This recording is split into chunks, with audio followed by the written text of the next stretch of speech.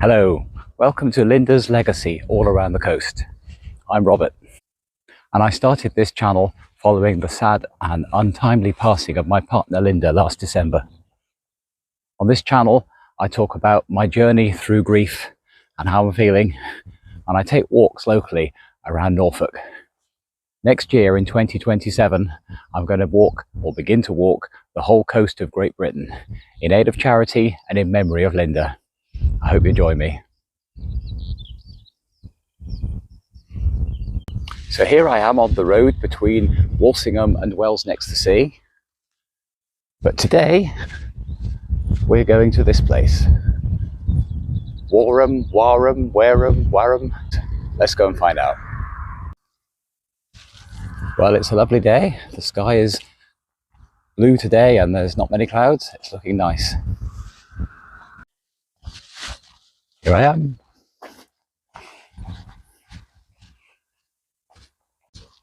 Isn't it strange when you come across a place and you don't know how to pronounce it?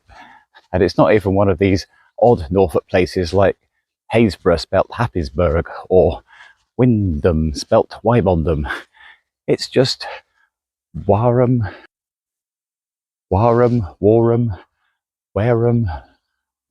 who knows? Anyway, we're going to whatever this place is called, looking for an Iron Age hill fort, which is not something that you really expect to see out in the beyonds in Norfolk, but here we are anyway. And I have to say, the first bit of this walk is not ideal.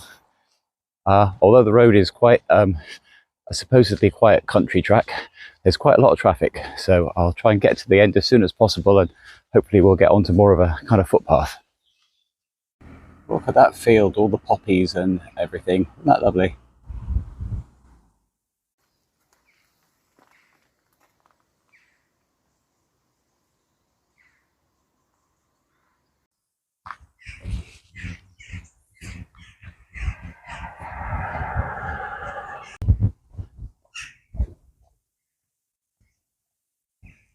Ah, at last, a footpath.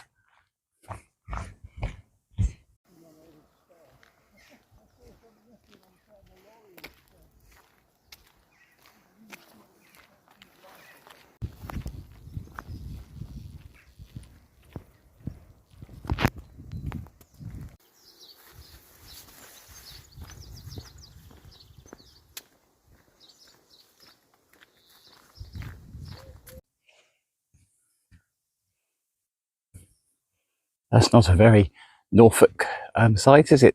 A steep downhill and a steep uphill. Now we're heading to the field with all the poppies. It's really nice. Isn't this just the most amazing sight? Look at all the poppies and the daisies and all those other beautiful flowers.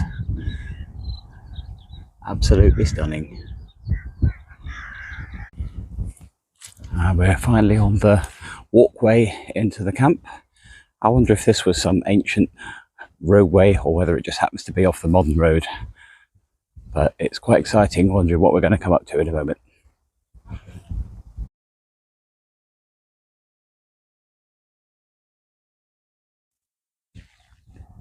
Let's explore. Or another style to try and not die on. Bit wobbly. There we go. Well, it looks like this is a very large site. Let's see what we can find. So we're going across a little gap in the outer wall, which brings us to what looks like a moat. Obviously it wasn't a moat, that's for more medieval castles, but this was the forerunner to that, when the folks here dug out huge, great ditches and giant walls to keep people from breaking into their areas. The amount of people and work that must have taken is quite extraordinary. Let's have a wander up here and see what it looks like in the centre and find out exactly how big this fort is. And the answer is, it's quite big. Gosh, zoom a little. You see a little fence over there, that's on the outer boundary.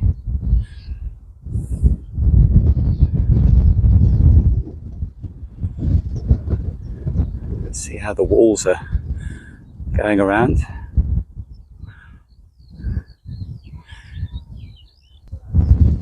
It's quite big, so I think a sunny spot if possible and something to eat is called for. What an amazing, peaceful, lovely place this is. Just to sit and to contemplate and watch the butterflies and all the other things that are flying around. It really is lovely here. I've never been here before. I've heard about it. Isn't it strange? An Iron Age hill fort just out here, and it survived for such an incredible amount of time. I suppose that it's not somewhere that you could immediately have some agriculture taking place. So perhaps it just got left over the years until at some point someone thought how historically important that the place was. And now it's been investigated archaeologically, and here it is to come and enjoy a picnic or a walk or to study the nature on a lovely day. Amazing. So glad I came.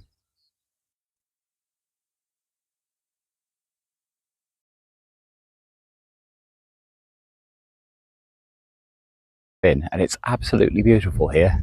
So peaceful, full of nature, and it's just a wonderful place to come and reflect on things.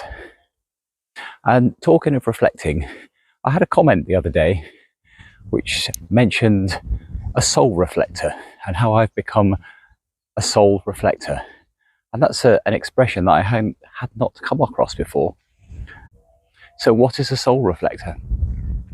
Well, apparently it comes from an expression that comes from the fact that having spent considerably more than 20 years with Linda and getting to know her in every way and her whole personality and her way of being, and now that she's no longer with me and no longer here, it seems that perhaps I've taken on some of her attributes, some of her ways, and basically reflect those out into the world. And I think there's something in that as a saying. Linda, as I've mentioned before, was the most kindest person you could imagine. She had so much time for other people, and she was just incredible in so many ways. And I do feel that this has affected me. Nowadays I do feel much more calm, and I have time for people, and in fact my whole being now, my whole time, is looking to help people by raising money for the charities I'm supporting, by supporting them in other ways, by volunteering and all sorts of other things that I can do. And also for people such as myself, such as maybe you, who are grieving, who have lost the love of your life, who have lost a parent, a sibling, a close friend, a pet. It doesn't matter who you've lost. If that person or that being meant a lot to you, it really affects every part of your life to some extent or another. And I found that through my speaking about my experiences, it actually helps some others to come to terms and to share their own experiences. And it's actually so wonderful when people get in contact to share their own thoughts, their losses, how much people meant to them. And I feel so honoured and privileged that people would like to share that with me. But it is key, when you lose somebody important, you have to share, you have to keep their story going, you have to talk about them, say their name, and keep them alive in the memory of people, and bring their story to people that didn't know them. I mean, you more than likely didn't know anything about Linda before I started this channel, and now you do. You know a little bit more. I've spoken the other day about her, how she's affected me and my whole life, and certainly going forward. And she really is the most incredible person. So to share the news of those that we've lost, I think is just so important, to keep them in the forefront of our minds, because Linda's with me all the time. I can feel it, and I'm sure if you're in a similar position, you know exactly what I mean there. So the expression, the soul reflector, I think it's really, really good to be able to bring Linda's character and personality into the future. It's just amazing, and I'll certainly try to do that as moving forward, not falling over, hopefully. But yeah, it's actually a privilege that someone thinks that I'm taking on that. It's just incredible. So let's walk on. We're here at Warham at the Iron Age Hill Fort, and it's a place that is just, it's a place that is left to nature now.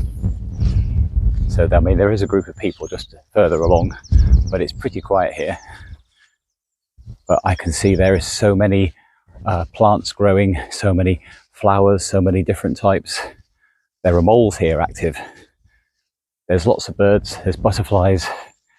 Unfortunately, there's quite a lot of ants, which I didn't discover until I was partway through the picnic, but there you go. But yeah, it's amazing. And when you think that people have been here on this site for thousands of years, yeah, what a place to be though. We're only currently about 2.5 miles from the sea. And I imagine that back when this was first built, shall we say, dug, whatever, I should think back then it was even closer to the sea, because of the way that the sea and the landscape moves. So it was probably right close to a source of easy transport across the country, certainly across the county. We're only, let's think, well, certainly less than 10 miles from Brancaster. And when they built the Roman fort of Branadunum there, I wonder if this had anything to do with it. Whether there was a small settlement here, perhaps, because you certainly get easy access through the sea. Who knows? I'm not a historian, and if I was here at that time, I can't remember it now. So I've had a really lovely time just wandering around here and taking some time just to sit and watch and take in the nature and reflect on things, and of course to spend some time thinking about my Linda. But now I'm going to take a wander out and decide where to go next. Let's go.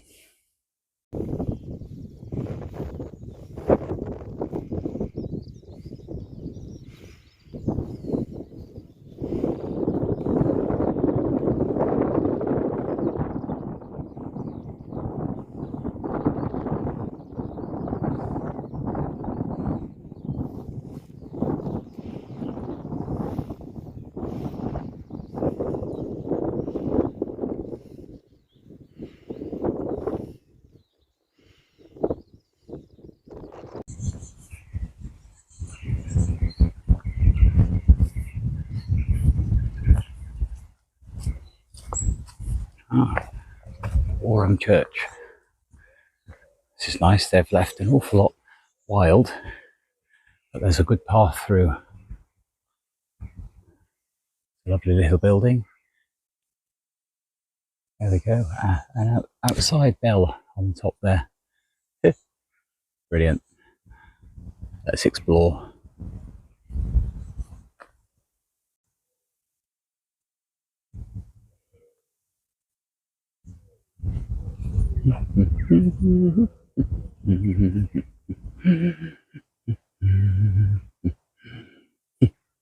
That looks fun, doesn't it?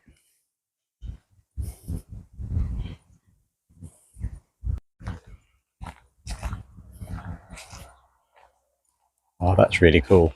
I love that. Walkway down to the church, to the main road, and the path obviously continues back up to the main entrance to the church. That's really brilliant. through the tunnel to the church.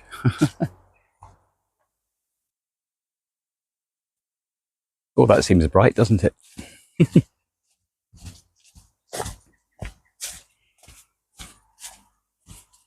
Here we are, back to the main road. And now I've got to decide which way to go. Let's head down to the crossroads and see how we get on. Well, there's the 3 horseshoes. And there's the sign. So, Stiffkey Whiten.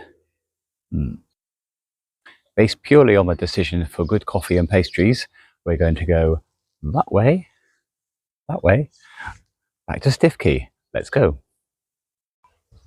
Warham, or whatever it's called, is actually a really picturesque little village.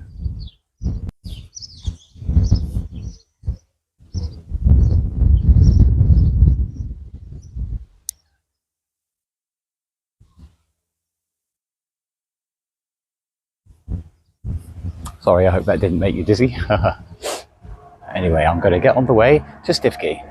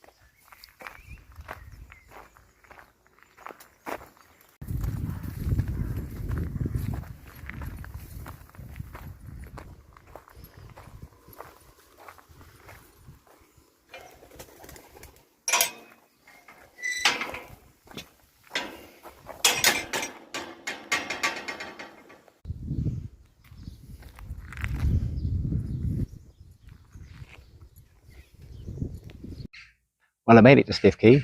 I had to take the bus the last mile or so because the road I was on turned out to come out at the main road, and I'd rather not get run over. That would be a bit of a pity at this point. Anyway, here I am on a bench near the River Stiffkey, which goes through that way.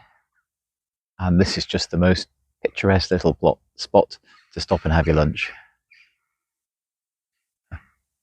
There are often ducks around here, and occasionally a very violent swan, because I came here with Linda a couple of times and we actually got chased away by a very violent swan. He wasn't letting anyone share his spot, but there we go. Anyway, I've been to Stiffkey stores, and as you can see, I have a latte, a vanilla cream Danish, and pecan and pumpkin flapjack, all from Stiffkey stores. Hope you can see that.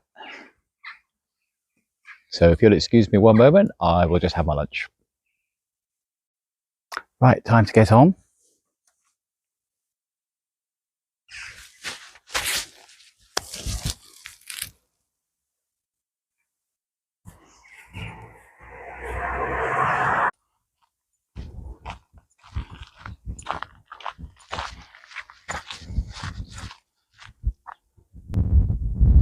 I thought I'd head down and just see the sea for a little while before heading home.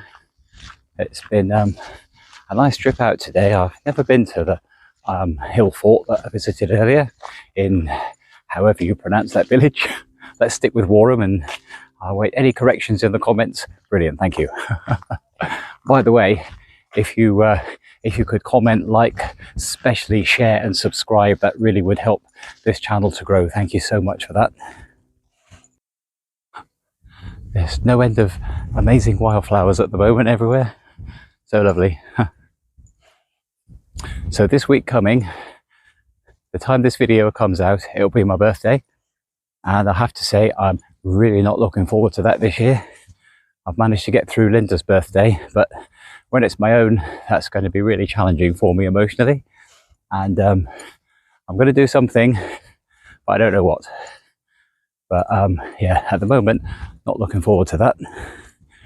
And then to the end of the week, it will be 6 months since Linda passed away. and that has been the most challenging 6 months in my life for me. On the other hand, I've had those 6 months that Linda didn't have, so I count myself incredibly lucky that I'm still here and that I have been challenged in the way that I am. And the way I'm dealing with things is keeping busy, setting up this project and planning towards the charity walk around the country. And I have to say that is keeping me going, because day-to-day life is just so full of memories and reminders, and it's still difficult. I'm still obviously encountering the firsts all the time. So we had the first of Linda's birthday without her being here, and then it'll be the first one of mine. We've had the first Easter. So a lovely butterfly just there. There's so many things, and of course I also have so many reminders of all the places I go, of places that we went together.